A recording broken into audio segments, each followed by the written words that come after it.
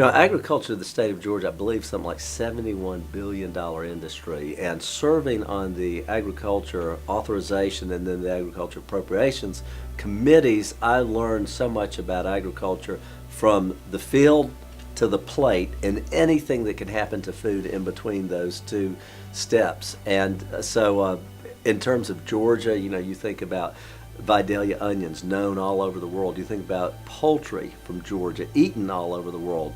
Or peanut butter, 90% of the peanut butter comes from Georgia peanuts, just to name a few of the crops. And it's just been, to me, so much fun as a guy who really came from a city background, or at least Athens, Georgia, a non-agriculture background, to learn so much about farming. But part of it, I got to admit, was political. Since I was from Savannah, no Republican had ever won the first district, and nobody from Savannah in recent years had won the congressional district. And we were told you have to be from outside of Savannah, and you have to be have some kind of farming connection, which I had neither. But because of that, I got to be a huge student of agriculture, and the farmers in our area took us under their wings and told us all about it. We spent every single day doing something. But when you think about the idea of somebody in Moscow eating a chicken grown in Georgia, and we can get it to them faster and safer and cheaper than they can do it locally,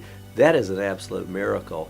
I don't know exactly what it is. I know at one time the average American was spending 11 cents on the dollar earned, 11 cents on food. We have an abundant and a cheap food supply. You go in, you can eat fruit any time of year. You can get milk. We don't have milk shortages, and so many of the things that they have in other countries. One story I like to tell is when Kika de la Garza was the chairman of the Agriculture Committee, and I had the opportunity of serving under him one term. He came down to Kings Bay. This was before I was elected. I think he came from my predecessor, Lindsey Thomas, and he was touring a nuclear submarine, and he asked the sub captain, what makes the sub turn around? Because the nuclear plant on the sub keeps it going forever and ever. It never has to go back to port for fuel. And the captain of the ship looked at Chairman de la Garza and said, well, Mr. Chairman, you should know we run out of groceries, and that's the only thing that turns around a nuclear submarine. The reality of it is the food in the country is part of its national security. If you can feed yourself, you are ahead of the game, and ahead of the game compared to so many other countries around the world.